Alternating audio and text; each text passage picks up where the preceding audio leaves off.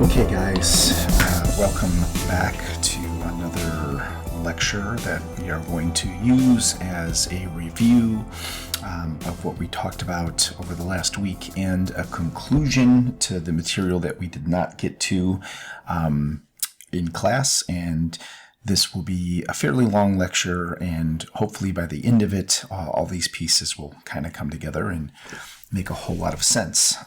So I'm not going to go through the entirety of Monday's lecture just because I don't have the time. And for those of you that were absent, you got to get to class.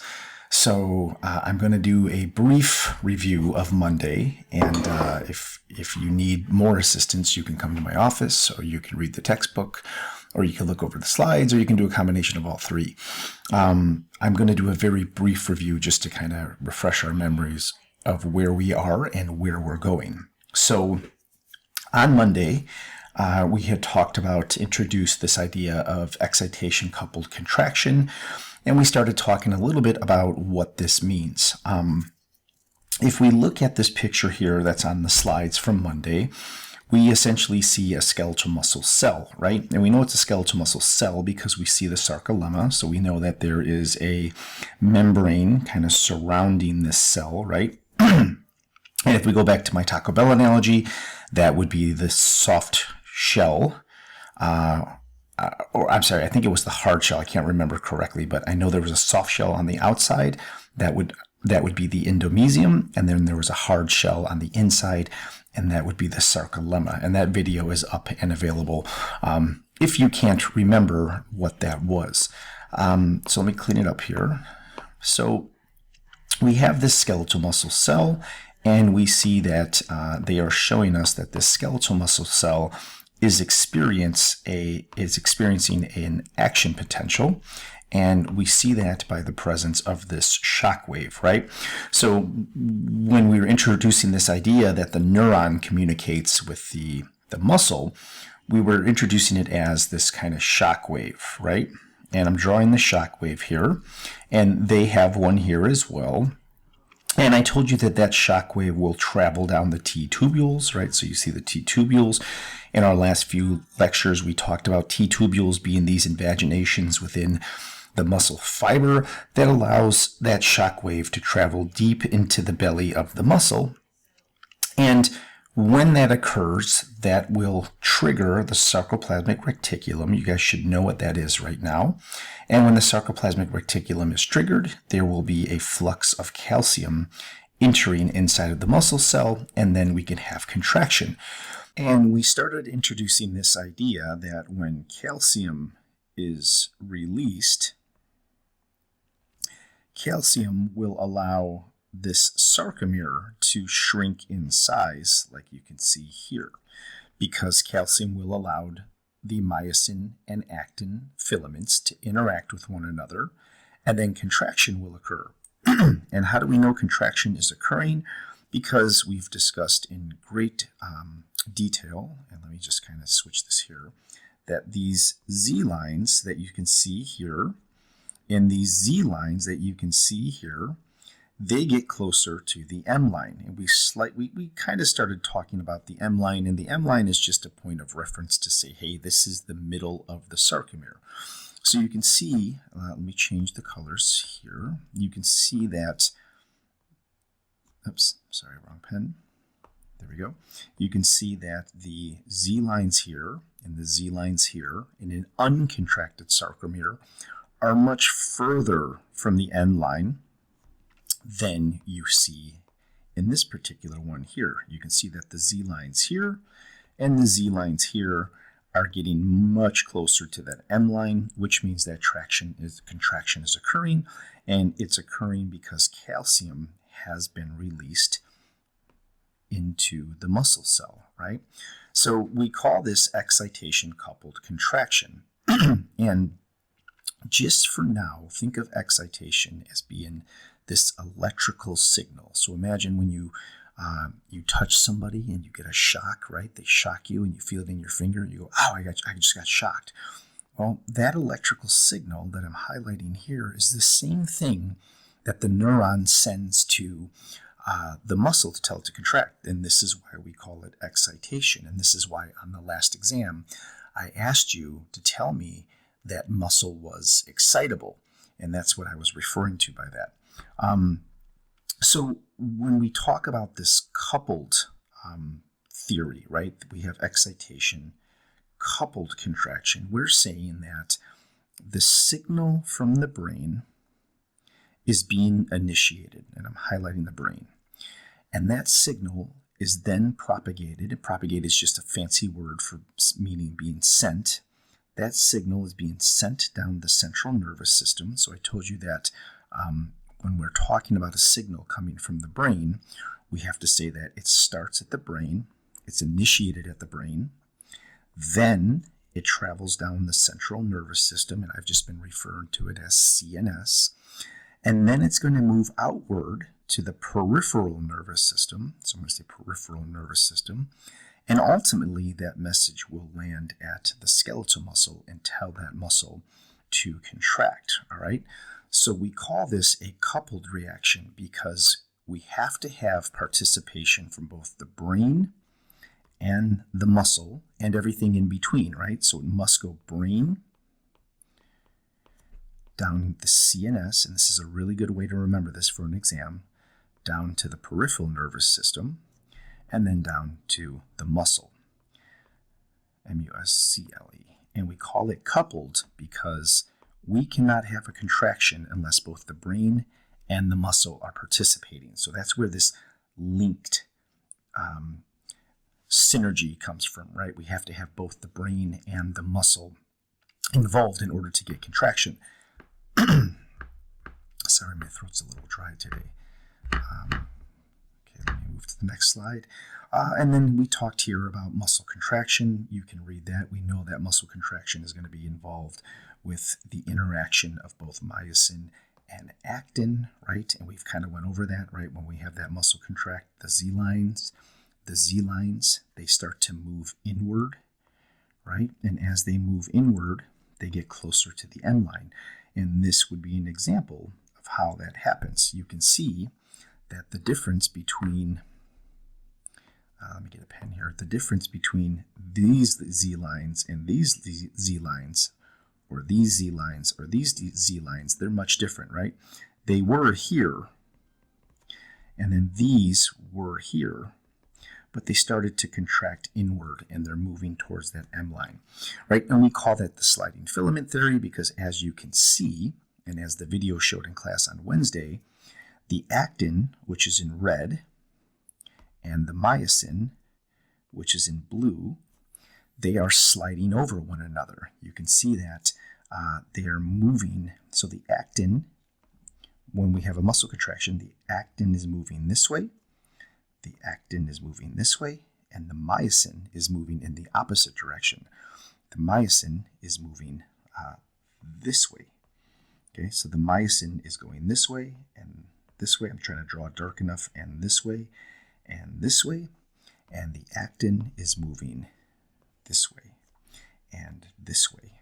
And that's how we get contraction, and that's how we have the sliding filament theory. And again, this is all just review from what we talked about on Monday. So let me move to the next slide if this thing wants to, there we go, cooperate. That one you can read on your own.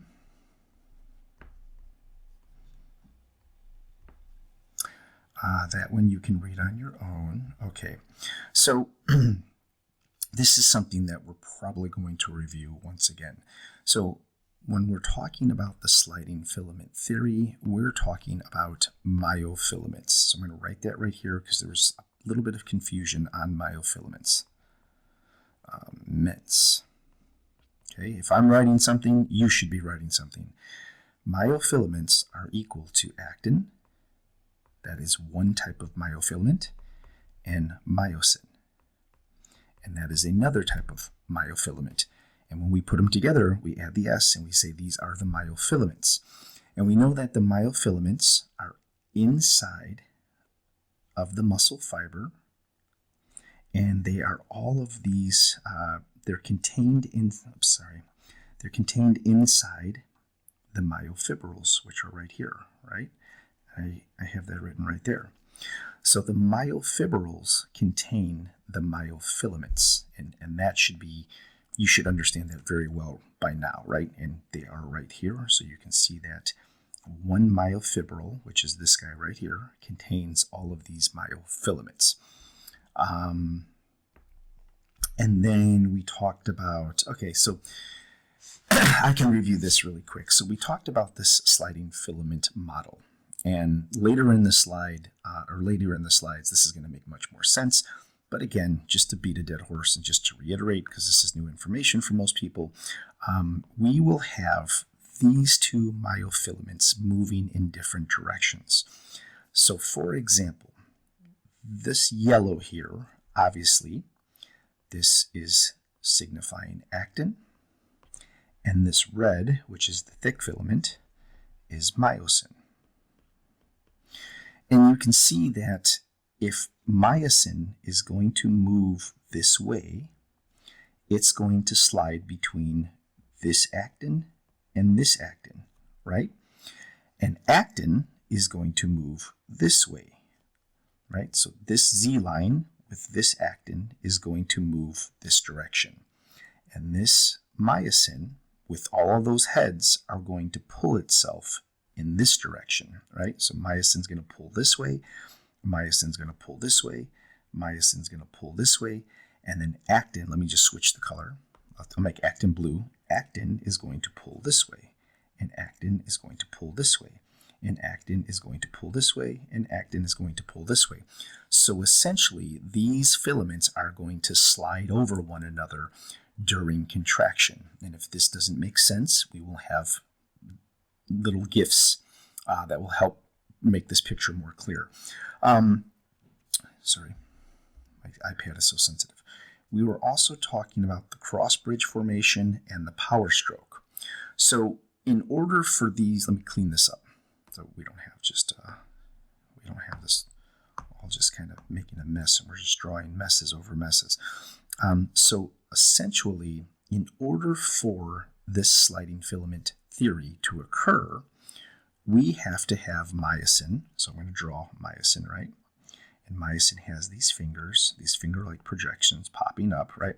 So in order for this contraction to occur, myosin must bind to actin. Okay, so there's actin. So myosin must bind to actin. And once these two proteins touch one another, we call this a cross bridge formation. Okay.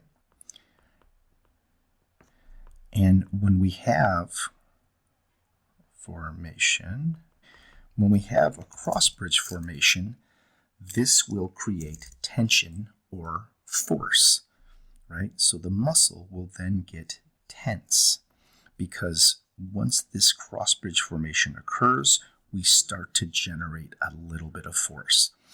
And then if we want to generate a lot of force, we are going to undergo something called the power stroke. And when the power stroke occurs, that's when these Z lines and these Z lines get closer to the M line.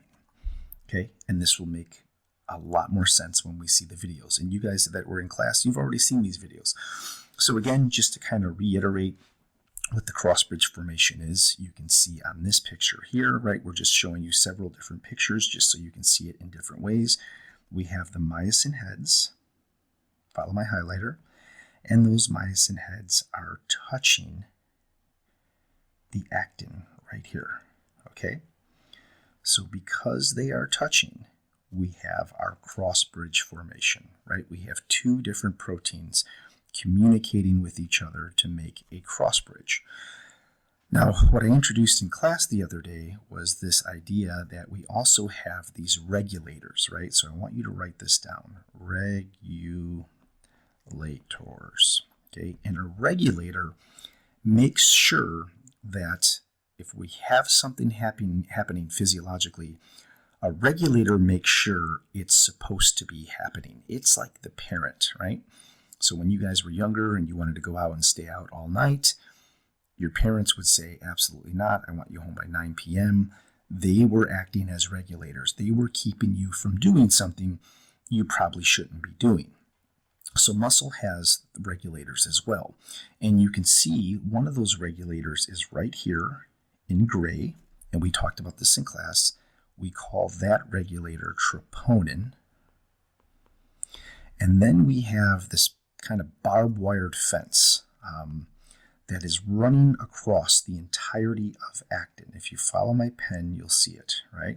Here, and then it kind of disappears, but then we have another one coming up over here, and you can see that this barbed wired fence is running the entirety of actin, and what that barbed wired fence is called, I'll draw it over here.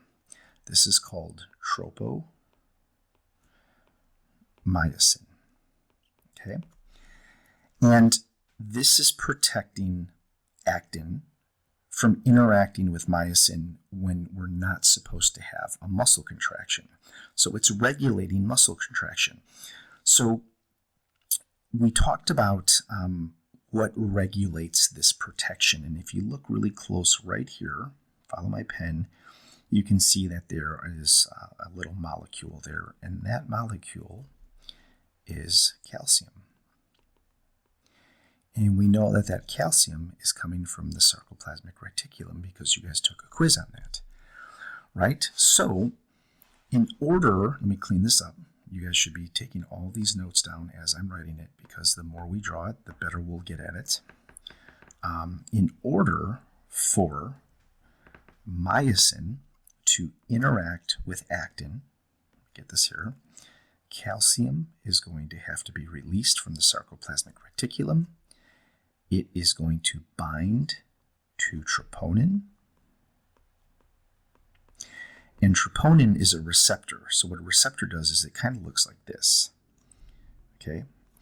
And it has this pocket right here. Follow my pen. It has this pocket right here that can receive a message from only a certain type of molecule. And in this particular case, that molecule is calcium. So calcium can bind to that pocket, and we call that a ligand. So calcium is acting as a ligand. And when calcium binds to that pocket right here, well, then what happens is tropomyosin, this, instead of being here, it will move out of the way. It will move out of the way like this. It will get out of the way so that myosin and actin can finally interact with one another. Let's pick this right here. So then a cross bridge can be formed. Okay? So, and I think the analogy I used in class is this is kind of like a chastity belt, and troponin is the keyhole, and calcium is the key. And if calcium can bind to troponin, and it can turn that lock, well, it can remove this protection right here, right? Follow my line. It can remove that protection so that myosin can finally bind to actin, and it can form that cross bridge. Okay, and we can form a cross bridge, and we can finally start developing some tension, and we can finally start developing some force. Okay, so let me move on to the next slide. Yeah, that's what I wanted. Okay, so now we can see the power stroke, and we discussed this at lengths in class, and let's just kind of look at what's happening here. So I'm going to try to animate this and tell you guys what is occurring here while this GIF is moving. So again, we can see that, let me clear this out. I don't know why this is being so stubborn today.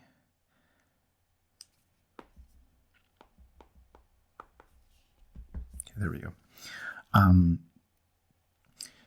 this GIF here, we can see that the troponin, let me see if I can catch this.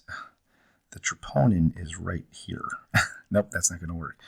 Anyways, let me see if I can do a better job for you guys here. So the troponin is the little molecule that looks like this, and you can see that.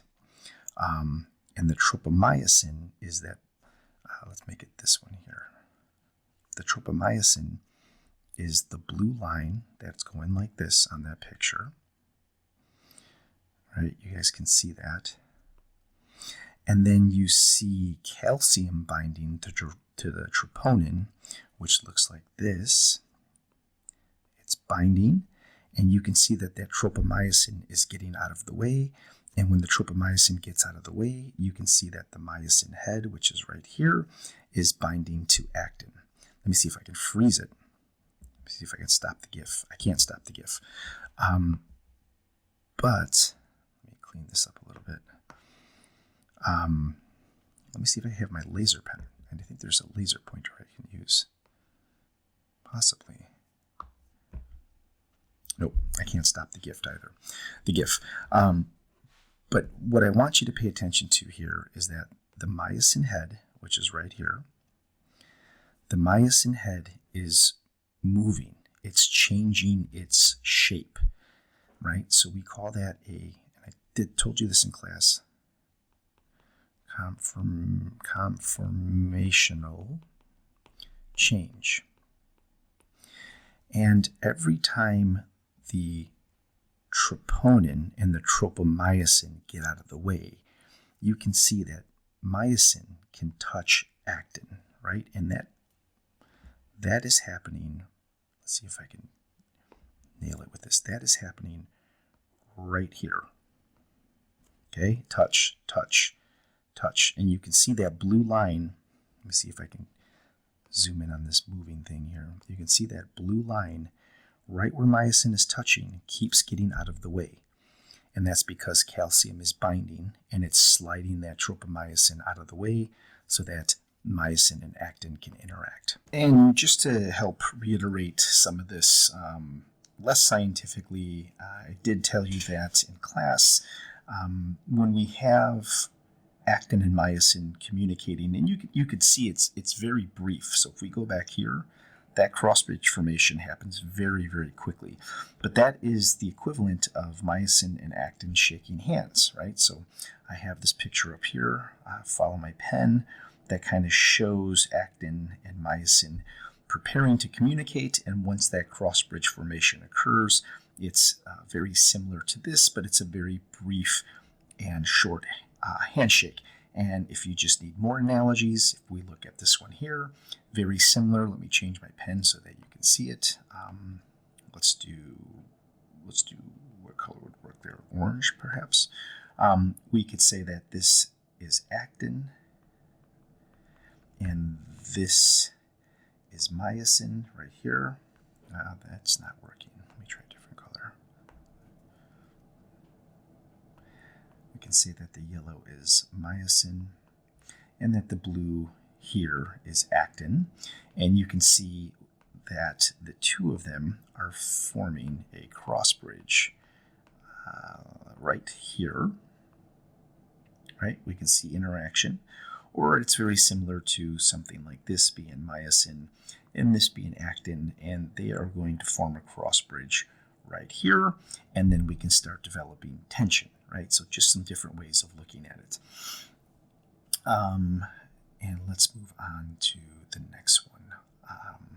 So on this video here, I have kind of all of the events occurring, so you can see it a little better. Let me make this a little wider for you guys. So again, we can see, let me get a highlighter here, yellow will work. We can see that myosin is forming a cross bridge, and then it's going to pull actin this way. And of course, we know that that is called the power stroke. And as this is occurring, we also know that the Z lines and the Z lines are getting closer and closer to that M line, right? So if we have that sarcomere, we know that actin and myosin are communicating, and myosin is pulling both actins, because we have actin existing on this Z line and actin existing on this Z line, and the myosin is pulling them closer and closer to that M line, which is, what is the M line? It's the center, right? It's the center of the sarcomere. So it's pulling those closer, and we are getting muscle contraction. And this is what that looks like, right? So we have the Z disc, the Z disc. If we look at the two different filaments, we have actin here, we have actin here, and we have myosin here, right? And we know once they communicate and once they interact and a cross bridge is formed and the power stroke occurs, that is going to pull the Z disc closer to the M line, and the M line is right here. It's in the center. And you can see a result of that here. We can see that the contracted skeletal muscle, those Z lines have moved. And these filaments, actin and myosin, have slidden over one another. And to bring that message home, you can see here that they're sliding over each other. And the Z line, so we have one of them kind of sitting out here that you can't see, but there it is, and now it's getting closer and closer to this Z line, right? And that would mean that the M line, let me try to capture this, is right there. And we can see those Z discs getting closer and closer to this M line right here. I kind of messed that up, but hopefully you understand, you get the gist of it, right? And what that would look like in real skeletal muscle is this. These sarcomeres, there's thousands and billions of sarcomeres, and they're all contracting at the same time. And you can see how actin is sliding over myosin, and it's all occurring simultaneously. So this is the sliding filament theory. And we're going to start talking about how this sliding mechanism is triggered or activated, which is why we had to teach you so much about skeletal muscle structure. This is the video. You have this. This link for the video is right here. All you have to do is click that link in your slides, and this this will take you to a video that will show you all of this animation. And you can see the whole gang is here, right? We can see that we have actin here. We can see that we have myosin here. We can see, let me change the color so that it's not just the same color. We can see that we have troponin here, and here, and here, and here. And then we can see that we have tropomyosin, right? Here's that bob-wired fence protecting actin. Right? Here's that regulator saying, no, myosin, you're not allowed to interact with actin. Stay away, right? Here's that tropomyosin. And right here we can see that calcium is coming. And calcium is going to move over here, and it's going to bind to troponin and bind to troponin. And again, remember I said troponin is like a receptor, so it kind of looks like a football field goal, right? Like this, and if this is calcium, it creates a pocket for calcium to bind to, and then we're going to have this tropomyosin slide over, right? So this tropomyosin here is going to move. That says move. And then myosin can interact with actin. We can have cross-bridge formation. So again, I urge you to watch this video right here a couple of times. Okay, so make sure that you click that link and you watch that. I'll let you read this. This is kind of just another analogy that I put here for you guys. And of course, we know it's an analogy because I have this little symbol here. And I said that, you know, myosin and actin are kind of playing tug of war. And you can see here that myosin is pulling on actin, and it's creating muscle tension and muscle contraction. So you're more than welcome to read that on your own. And there's one more here which does the exact same thing. It's just another analogy. And if you wanted to think of it as tug of war, think about myosin and actin playing tug of war and pulling on one another. But myosin is ultimately winning because you can see myosin is moving those actin molecules closer to each other. So they're winning the tug of war. All right, so now we're going to start the material that I did not have the time to cover in class. So this is going to be a lot of new information, but not necessarily stuff you haven't heard before, because I've purposely been repeating myself quite a bit in the previous lectures so that some of these things are familiar as we get deeper into the physiology. So a couple of things I want you to pay attention to, because you're probably going to see these pictures or these images on your next exam. So please be aware and take notice of the details. As I said before, the devil's in the details, and when it comes to science and the hard sciences, we need to focus on the detail. So you can see here that if I point my pen right here, we have the spinal cord, right? And that spinal cord is representing what? It's representing the central nervous system. So it's representing all of the nerves and the information that run from your brain down your spinal cord. And there, once we're at the central nervous system, we can send signals in different directions. And you'll see here that this represents neurons that are leaving the central nervous system and going out into the peripheral nervous system. So this, let me highlight this for you. This neuron here is a peripheral neuron, right? And it's interesting, so I'm just kind of highlighting it for you so you understand what you're looking at. It's interesting because if we look inside of this neuron, it looks very similar to skeletal muscle, doesn't it? I mean, we can see some fascicles, right? It looks very familiar, so it can be confusing. We can see some fascicles, and then we can pull out those fascicles, and we see some different neurons coming out. So if we look at this particular neuron right here, okay, this is called a motor neuron.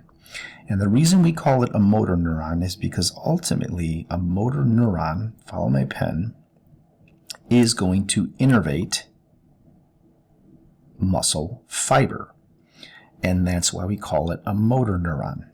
So we can see here, if I can zoom in, if this slide's going to let me zoom in, it is. We have a neuron innervating a muscle fiber, and we call that our neuromuscular junction. It makes sense. We have a neuron, right? And we have a muscle. And the junction is where the two of them connect. All right. So you're going to see this image kind of repeated over and over again. And I'm going to, make sure that I reiterate and repeat these things over and over again, so you get used to hearing them, and then you also get used to saying them. All right. So we have the central nervous system. Do it one more time. Central nervous system. Here we have a nerve. Inside of the nerve, we have a motor neuron, and that motor neuron is going to innervate muscle fibers. You see that? And where the two of these meet, where the two of these connect and communicate, it's like a coffee shop, right? So if a neuron and a skeletal muscle wanted to go out on a date, they would meet at a coffee shop for their first date, and this would be the neuromuscular junction. This is where they're going to interact and get to know one another. So those are really important that you understand those pieces. So now we're going to introduce the whole process, which is from the brain to the muscle to contraction. And this is what we call excitation coupled contraction. And I have a sequence of events here that I would like you to write down and to memorize, right? So the brain is going to initiate the signal, and it's going to tell the muscle what it wants to do. If your eyes see a flight of stairs when you're walking to class, your eyes are going to communicate information to the brain. It's going to say, hey, we're going to be ascending upward, and we're going to have these steps here. We're going to have to recruit more muscles. And the brain's going to say, I got it. I understand what you're saying. The brain will send a message down the central nervous system, out to the peripheral nervous system. So if we go back, right, here the message is coming down from the brain, down to the central nervous system, and then out to the peripheral nervous system. Okay, That makes sense so far? That message will get to the neuromuscular junction. So if we go back, here we go. That message from the brain, let me change the color. That message from the brain is now being sent out this way. Follow my pen. I'm making it very scratchy so you can see it on the video. Right through the motor neuron to the the neuromuscular junction. And again, this is the coffee shop where the two of them are going to interact, right? And once we have that message from the brain to the neuromuscular junction, then we are going to have that action potential, or that shock wave that I've been talking about for weeks now, that is going to be sent across the sarcolemma. So we have this switch. Let me clean this up, and this will help you understand it as we move further into this material. We have this switch where we have this electrical signal. This is electrical. Let me see if I can write it like this. This electrical signal from the brain to the neuromuscular junction. And then once we get to the neuromuscular junction, right, that's that coffee shop I was telling you about, there's going to be a conversion there. And that conversion is then going to switch from an electrical signal to a mechanical signal.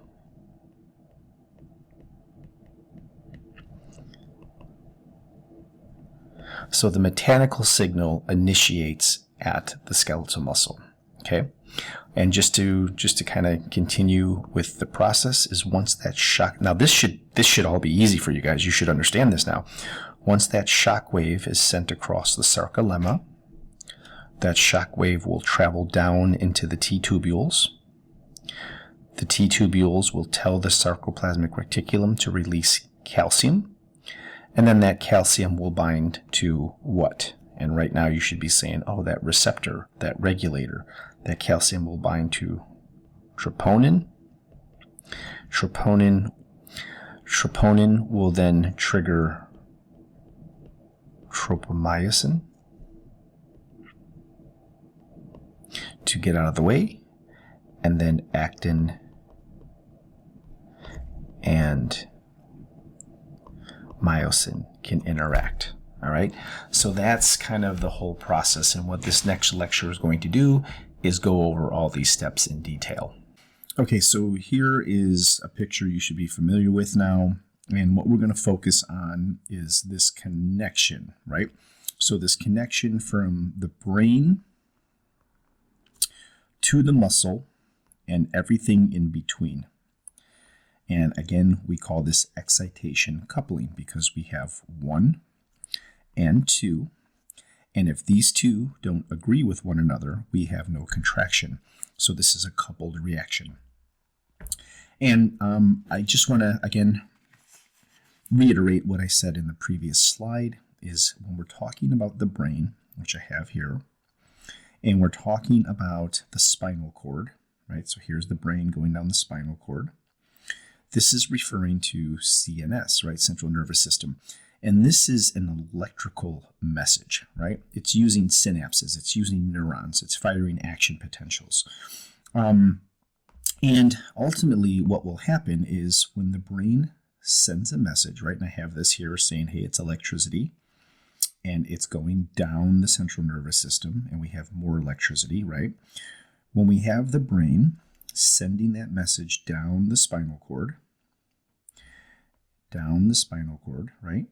That is the central nervous system. So everything in green here is the CNS. Okay, now when we get to the peripheral nervous system, I'm going to change it to blue. Oops, sorry about that. I'm going to change it to blue. Here we go. That electrical signal gets propagated outward to the peripheral nervous system. And you can see that here. And what I did for you is I just kind of said, okay, well, it's still an electrical signal. So here is that electricity, and it's showing that that signal is going outward to the periphery, and then it's going upward to the tissue, right? And this is the tissue right here. So let's just say that this is skeletal muscle, and I told you here at the neuromuscular junction, you can see it right there. You can see where the neuron or the neurons are touching the tissue. That's where that signal gets exchanged into a mechanical signal. So think about if you're traveling and you go into another country and you want to take our currency and you want to convert it into their currency. That is an exchange, right? It's both currency, but they're just different characteristics to that currency. When it comes to the electrical and the mechanical signal, they're both signals coming from the brain, but right here at the neuromuscular junction, that's where that currency exchange has to occur. So we go from this electrical signal, again, I'll follow my pen, we go from that electrical signal from the brain down the central nervous system. That message gets sent outward to the peripheral nervous system, right? And my arrows are showing you, these arrows right here are kind of showing you the direction. And then they make their way here to the neuromuscular junction. I'll just put neuromuscular junction. And then there is an exchange that happens where that electrical signal gets turned into a mechanical signal. Okay, so if we look over here, it's the exact same thing. I have this picture here showing the CNS. You can see that the CNS is clearly, let me get green, clearly labeled right here. And then you can see that the peripheral nervous system here goes outward, right? So we can see how all of these neurons from the central nervous system are moving out into the periphery. And that is how skeletal muscle receives its message from the brain, right? So if we zoom in right here, we can see that here is that motor neuron. That motor neuron is extending out, right? Extending out, extending out. And then if I zoom in right here, and right here, and right here, what do we call that? That's the coffee shop where muscle and neurons are going to meet, right? That's the neuromuscular junction, right? So think of it as the neuromuscular junction coffee shop, neuromuscular junction. And at that coffee shop, we are going to exchange the electrical signal for a mechanical signal. And the mechanical signal is then going to trigger the rest of the events that we have already talked about, from the depolarization of the sarcolemma to the T-tubule activation to the sarcoplasmic reticulum activation to the myosin and actin communicating, okay? So this is a coupled reaction. So when we're talking about this coupled reaction, we're talking about the brain down to the muscle and everything in between. And if you don't remember what that is, you can just go back to this slide and be like, oh, this is what he's talking about. He's talking about all of these steps. Let me clean it up so it doesn't look like such a mess anymore. All of these steps here. Okay. And as promised, here is another analogy for you, this one focusing on the central nervous system and the peripheral nervous system. And all I'm saying is that the central nervous system is kind of like the central processing unit of a computer, right? So we'll say CPU, right? This here, the tower of the computer, this is the brains of the computer. Right? And if we want to hook up all these other accessories, such as the monitor or the mouse or one of our tablets or perhaps some headphones, well, those things all have to plug into the central nervous system, or in this case, the main brain of the computer, right? So here's another brain right here. So these things have to plug into the main computer. If the monitor wants to work, it has to plug into the main computer. So the same thing is true for when we're talking about the central and the peripheral nervous system. This is the main computer, and then everything else that moves outward from that main computer, these are like the mouse. right? Or the monitor. Or let's say we want to plug in a tablet, right? They all require this main computer for them to work. So that's just an analogy if you're new to the sciences and you're trying to think of, okay, what is the CNS and PNS business? The CNS is it's the central processing unit. It's the main portion of the computer, and then the PNS, these are the peripheries. These are everything that has to plug into the main computer in order for it to work. Okay, so this should be familiar, right? I have this picture again, just like I told you from the beginning. We have the spinal cord, and we know that the spinal cord is associated with the central nervous system, and that ultimately goes up to what? It goes up to the brain, right? And the brain tells the muscle to contract. So when the brain sends its message down to the central nervous system, it's going to send that message out to the peripheral nervous system. Here it is. It's going to use a neuron as that information highway. It's going to say, hey, tell the muscle to do this. And then that neuron is going to have, what is this? You should say that's a motor neuron, right? Because that's what we're talking about here. And a motor neuron is what directly communicates with the skeletal muscle.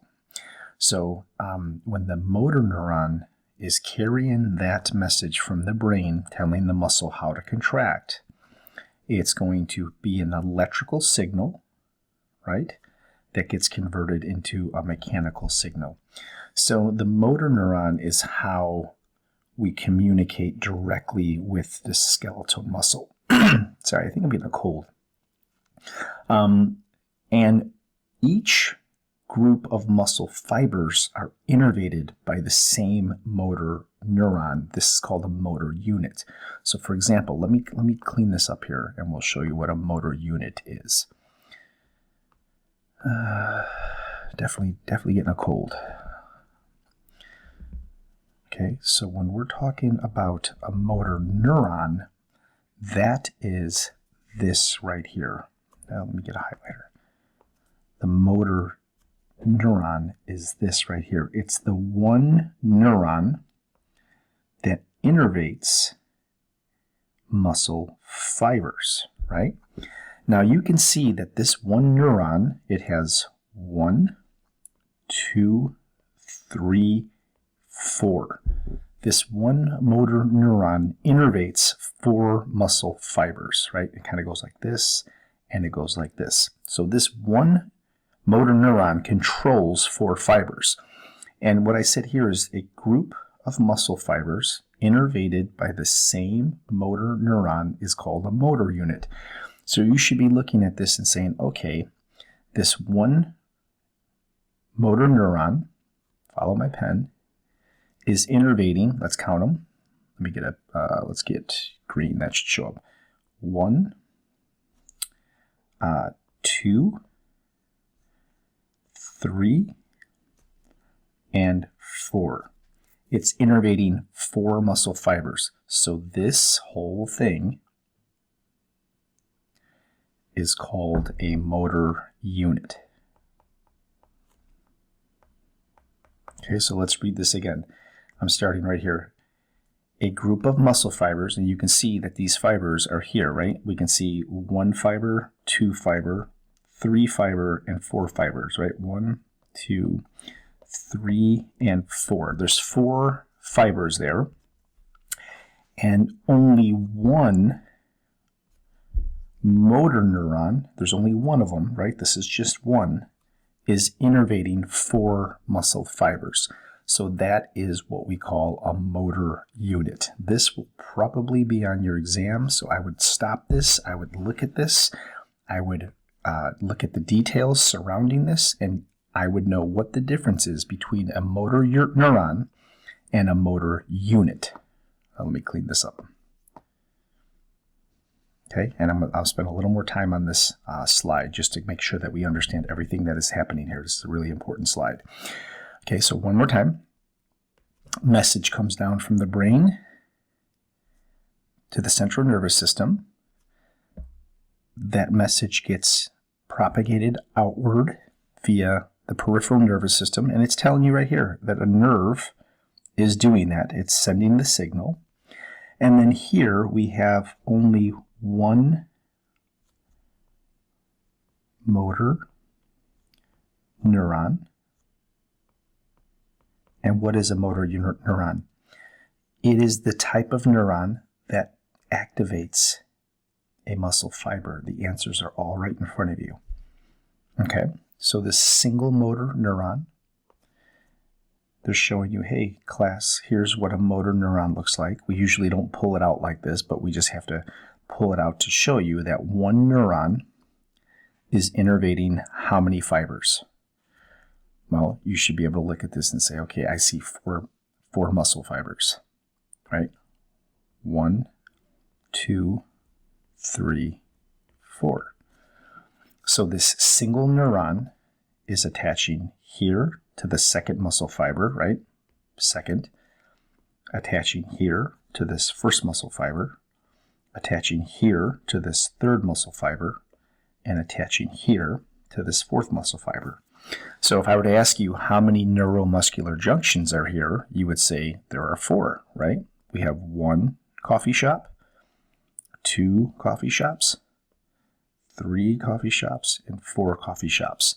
And at those neuromuscular junctions, the electrical signal from the brain is getting converted into a mechanical signal. So we have 1 motor unit that has 4 muscle fibers and 4 neuromuscular junctions. That is very, very important. So if you need to watch this section again, press pause and watch this section again. So I realize this is a lot of information. So let me just put another slide in here to present it to you in a different way. And I'm asking you guys on this question, okay, like where are we? Like where is this happening? And remember I asked you on your your exam, I said, where are muscles innervated?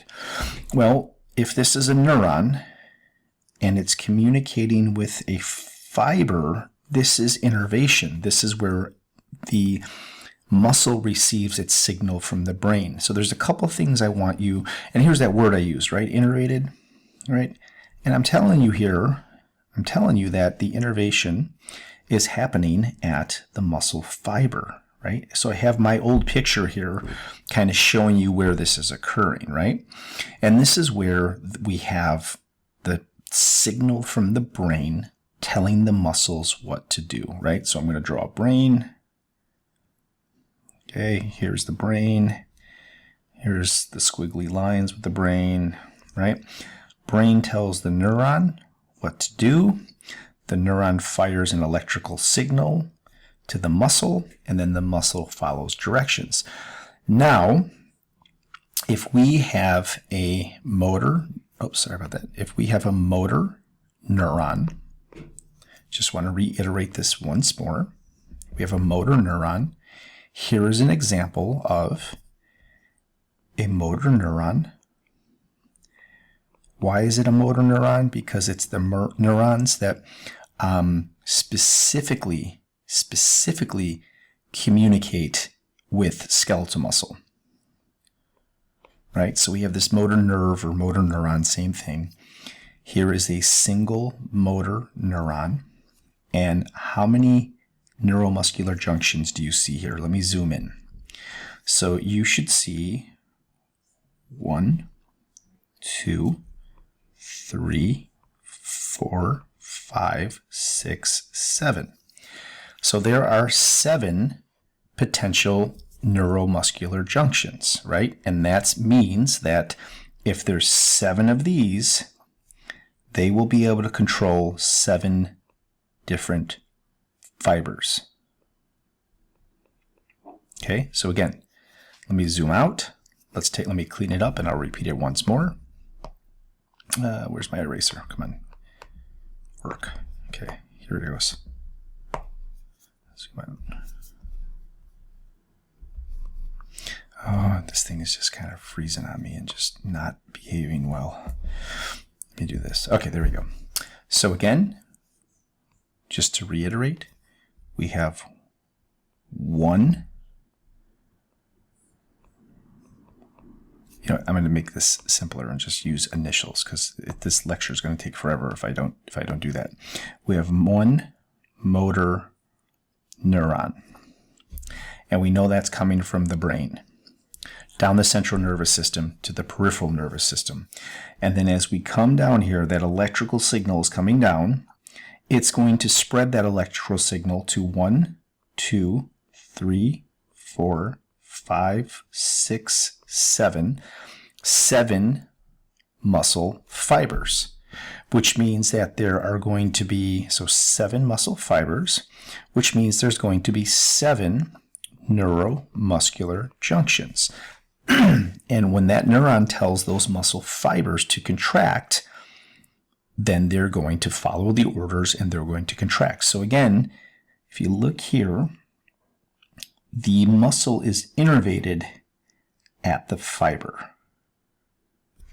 And the neuron, the motor neuron, is what directly communicates with the muscle fiber. But there's one more thing I wanted to show you here, just to add some more detail to this already excruciating science, is I want you to notice that I purposely placed this neuron here where it's not touching the muscle fiber. Do you see that? There is some space between the neuron and the muscle fiber. It's not directly touching. And the reason I did that, look at, there's all this space in between. The reason I did that is because that's how it really exists in our anatomy. There is a gap between the neuron and the muscle fiber. So you guys see where I'm putting my pen? There is a space there, and we will talk about that space in a moment. So I urge you, when I'm sitting here drawing these things, I urge you to draw them. I urge you to draw on your slides. I urge you to say, okay, he said there's a space here. Okay, so there's a space. They're not directly touching. And he said this would innervate 7 fibers because there's 7 of these neuromuscular junctions, right? I can count them. 1, 2, 3, 4, 5, 6, 7. And he said on the last slide that we would call this whole thing, let me get rid of it, we would call this whole thing, I'll highlight it, a motor unit, because we know that a single motor neuron is innervating 7 muscle fibers, and that is a muscle unit, right? Or a motor unit. So again, keep that in mind and make sure you're reading these things, right? Do not just bypass these. Most of your test is coming from these little dots right here, right? So pay attention to them. Put this together with this. Make sure you're paying attention to everything.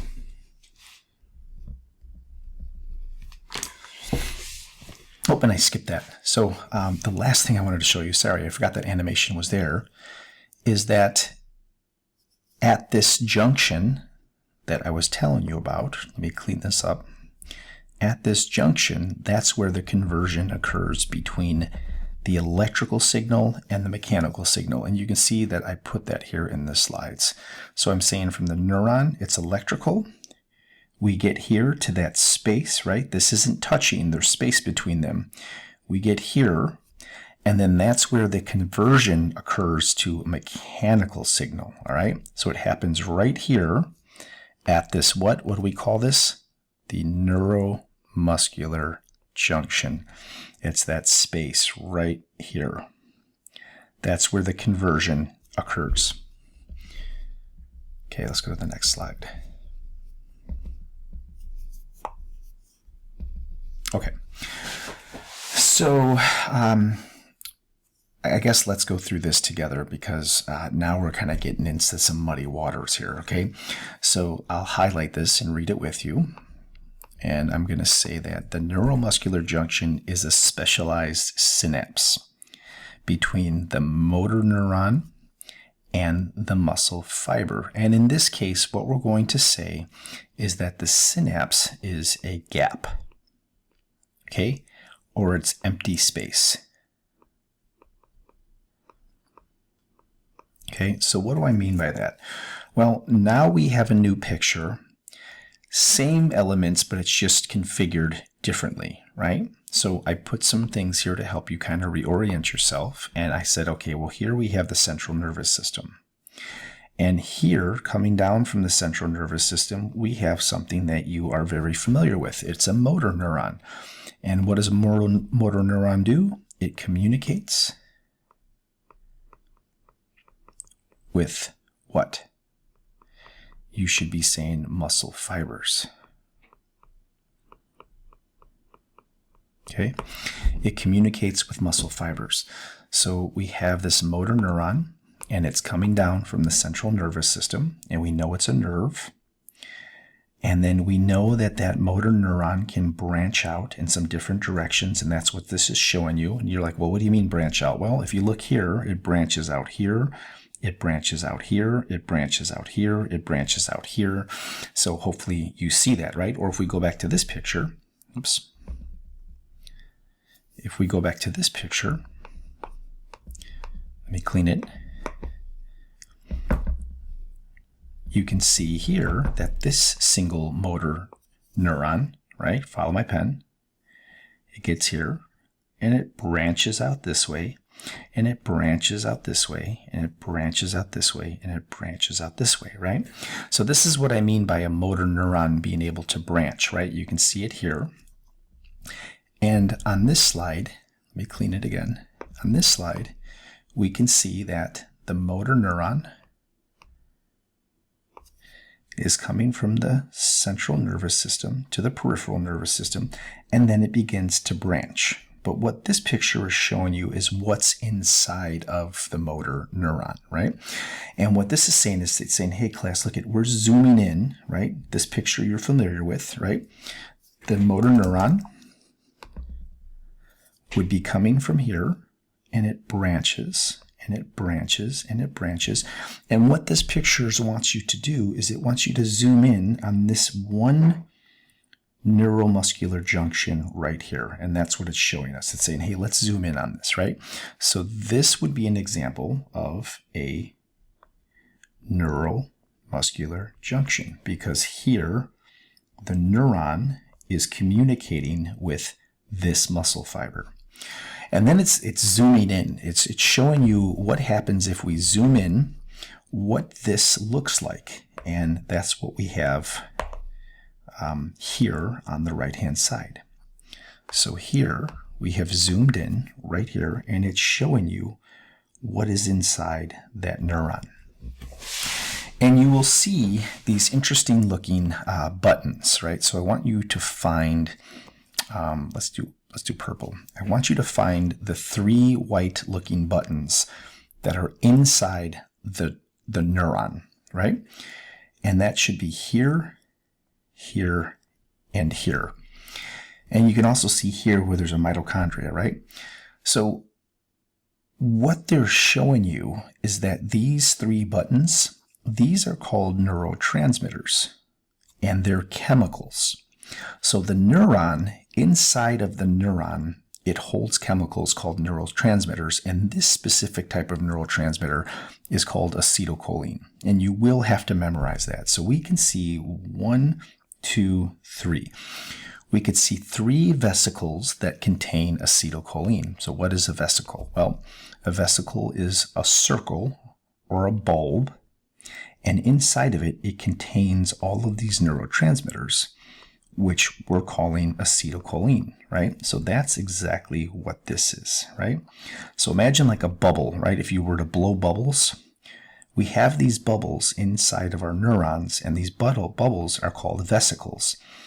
And inside of the vesicles, we store acetylcholine, or we store something called neurotransmitters. And that's what this is, and that's what this is, and that's what this is. So it's saying, let me find another picture. It's saying, let's use this one. It's saying that when we get to the neuromuscular junction here, here, here, and here, and that neuron begins to branch out, right? So here we have a motor neuron, and then it branches out, and then it branches out, and then it branches out like this, right? What it's saying is that when these neurons branch out at the neuromuscular junction where they communicate with muscle, inside of the neuron, and we call these bulbs. Inside, there's vesicles, or these bubbles, that have all of these chemicals inside of it. And these chemicals are neurotransmitters. Okay, so if I zoom out and I go over here and I clean this up here, here you can see the neuron has these little bulbs, right? And we call these axon bulbs, right? And it's spelled like this, AXONBULBS. Well, if I were to zoom in on this axon bulb, and I went like this, okay, we zoomed in, I would see inside of it some vesicles, or bubbles. And inside of those vesicles, I'll change the color, we store these neurotransmitters, and they're in green. And these are chemicals. And these are chemicals that are going to tell the muscle what to do.